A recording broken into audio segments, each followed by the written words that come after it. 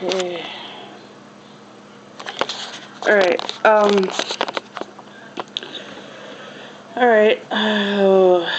sorry we got cut off a little while ago. Forgot to erase what I did earlier. And that's why it cut off.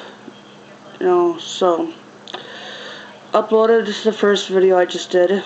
It was like 4 minutes and something. But we should have more time now. Let's see here. And we were talking about, let's see if we can, no, it ain't gonna sit up right. Hang on.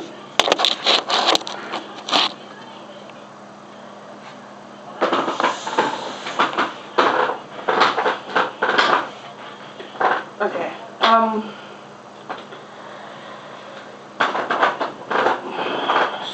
there. Okay, alright, back to middle school. Alright, where was I? Oh yeah, preparation. It's best to prepare when you're heading into high school, because you never know. There could be pretty mean people, coming in there, and it's best to be careful and not to trust anyone or anyone, or at least be careful who you trust. Make people work to earn your trust.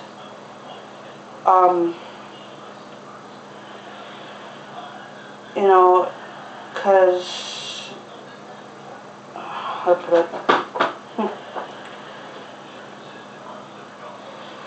Because you never know who's going to turn out to be real friends and who's not, until they've proven themselves. Let's see. Now, if there's physical bullying or verbal bullying, in person, it's best to deal with that when you have the chance to deal with it when you get home, or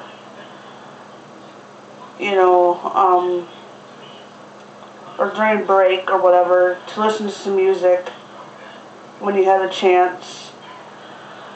And let's see here. Listen to some music and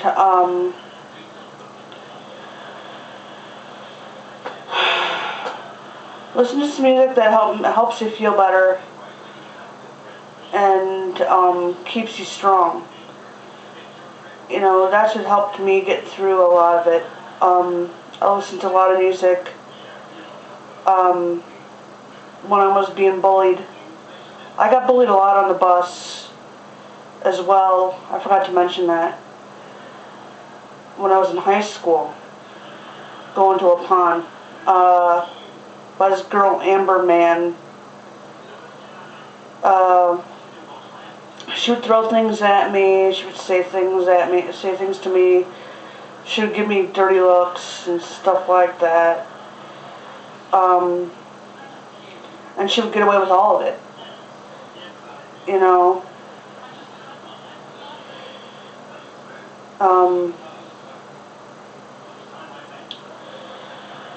So I just started bringing music along, and just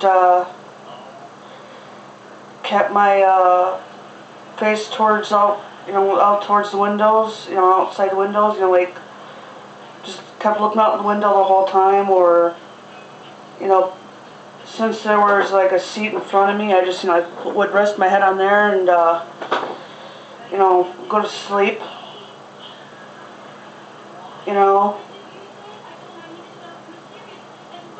until then. Unless she'd be like messing with me, like throwing things at me, but I would throw it back at her. You know, she'd be like throwing pieces of paper at me and stuff like that.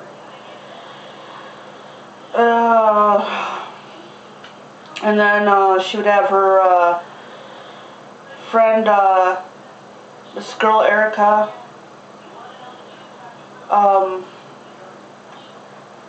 Her and her friend Erica would double team me. Her and her friend Erica would double team me, and I would just do my best just to space out and not even listen to it. You know, it kind of, you know, sometimes being epileptic, you know, sometimes has its advantages. You know, it's like when you're being bullied and people are saying things to you, you can space out and you won't hear a thing that they're saying. You know, yeah, that's right. I'm epileptic, which means I have seizures, but I don't have the seizures where I fall down and convulse. I have just the ones where you just space out from time to time. But I have medication that can help control that. Let's see here. I'm going to be doing a lot more videos, you know, just to take up the boredom around here. You know, because it's been so boring and depressing and around here. It's something to do around here.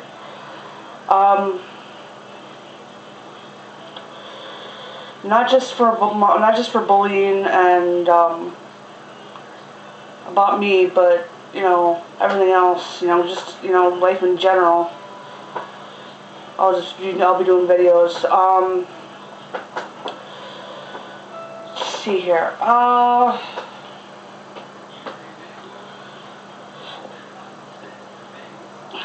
But middle school, I would say definitely use your words.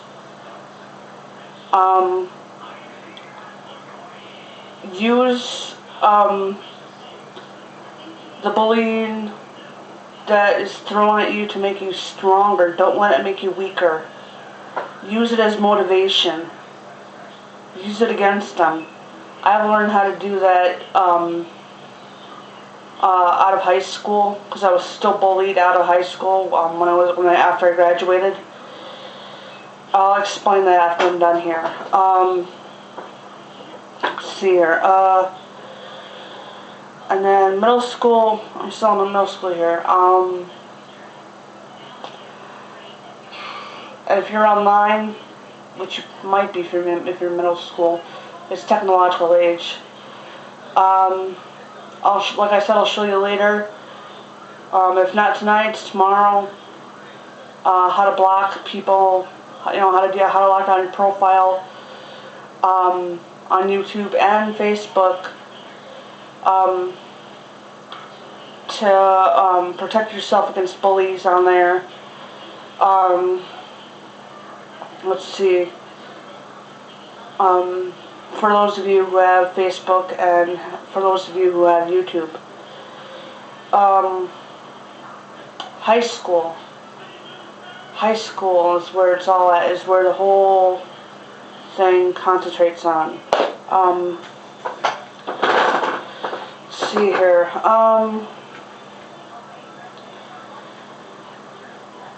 Like I've said to people about kids in middle school and about kids in elementary school, this goes for every one of them.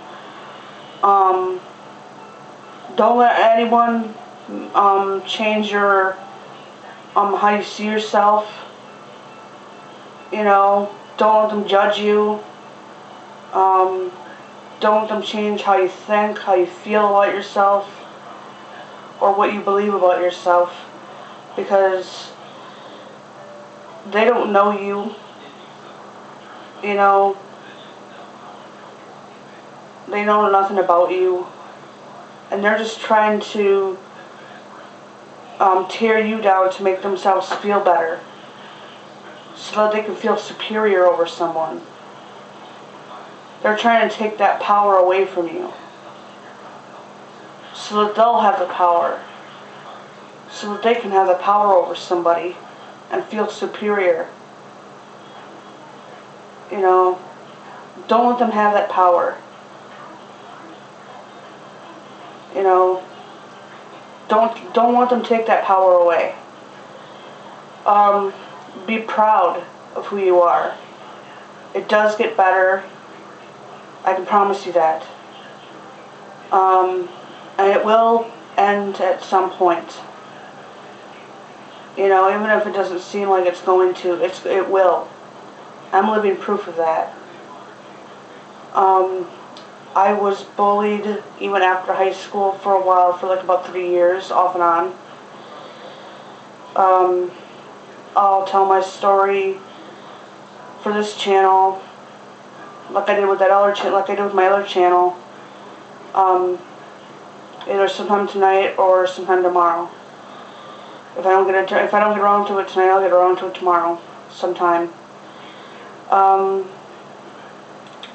High school. Let's see here. High school, I would say, like I said, okay, I just spaced out again, sorry. Where was I?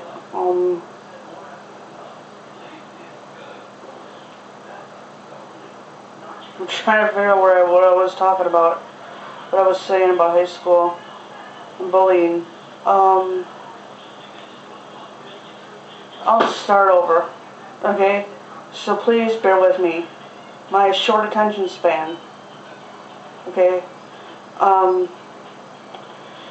In high school is where it's all, you know, centered, you know, where bullying mainly all happens, and it'll happen online or in person, or both, you know. And like I said, when it happens in person, use your words. Don't let them push you around. Don't let them change what you know about yourself. Don't let them change, you know, how you feel about yourself. Be proud of who you are. I'm living proof that it does get better, that it does eventually stop. There's always going to be someone that judges you. There's always going to be someone, you know, saying things about you. You know, what matters is what you know about yourself. Don't let anyone change what you know about yourself.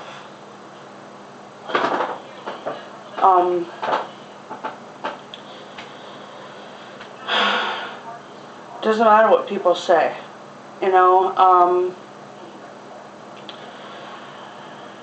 That's what I was saying, yeah. Sorry. I just told you, my short attention span, you know. Plus I haven't been getting my morning doses of my medication because I've been staying up so late. You know, I like to stay up late. I really gotta stop doing that, but I don't know why I don't stop staying up late, but I just do. Let's see here.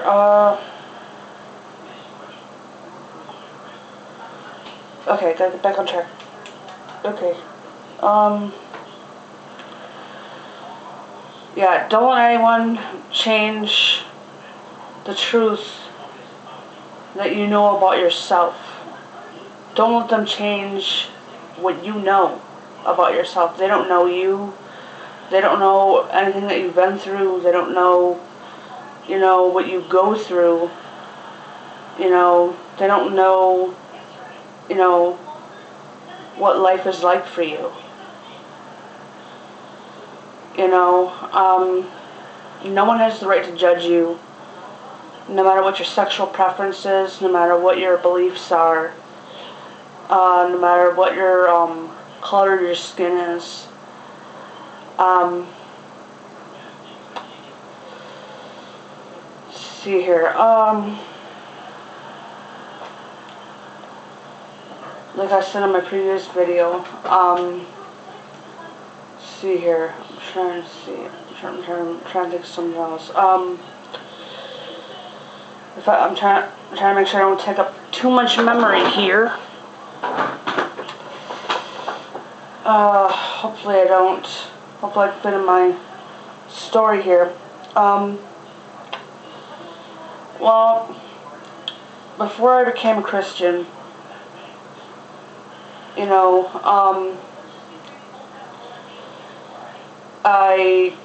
it was sometime after I graduated high school, and I think it was before we lost our house to foreclosure. I went down to the library and I met this guy and his friends online. And like I said, yeah, everything started out great. You know, he was a nice guy. You know, very protective. Always stood up for me. You know, always protected me. Really goofy guy. Always knew what to say. Always knew what to say to make me laugh, even when I didn't want to. I was always there to talk to. Was always there when I needed someone to talk to. Same with his girlfriend. Same with his girlfriend at the time. You know, she was really nice.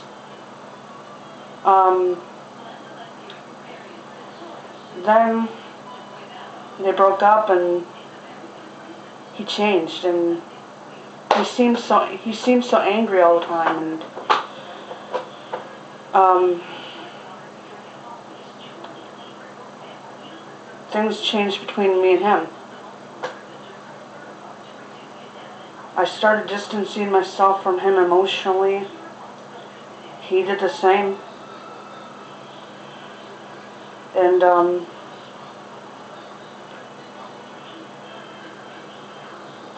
was it this one day? I can't remember where he was or why he wasn't on my friends list at the time. But I know I was arguing with one of his closest friends. And I was on a really strong painkiller. And one of the side effects was depression, or a worsening of depression, or something like that. You know, something like that. I can't quite remember, but all I know is it made my depression worse. You know, I was already dealing with, I think it's like chronic depression or clinical depression. I don't know the difference. All I know is that I have depression and it doesn't go away. I have my up days, I have my down days. And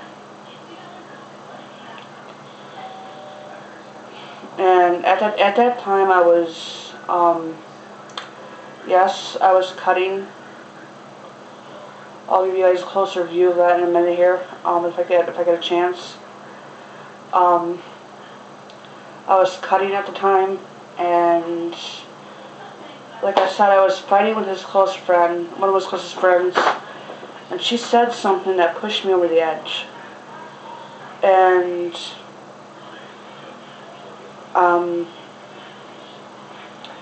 I took what was left of the painkillers.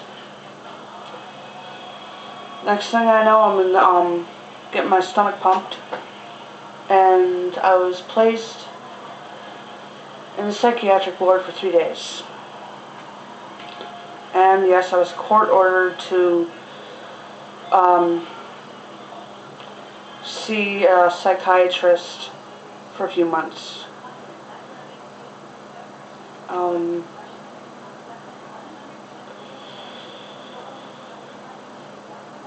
It wasn't long after that I was given a second chance by God.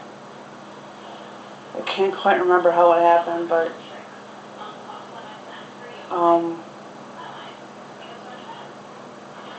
well, I guess I was kind of already on my path, because no,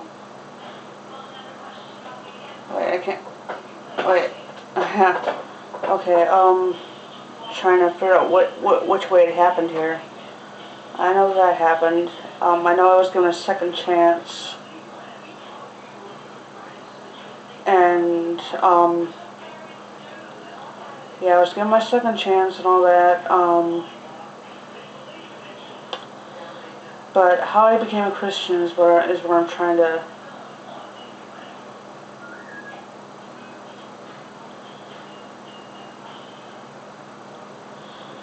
I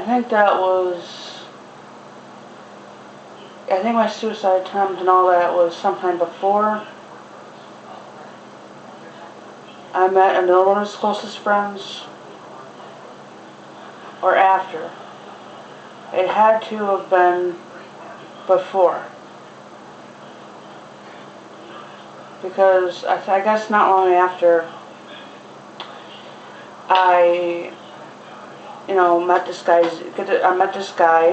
other guy, I should say.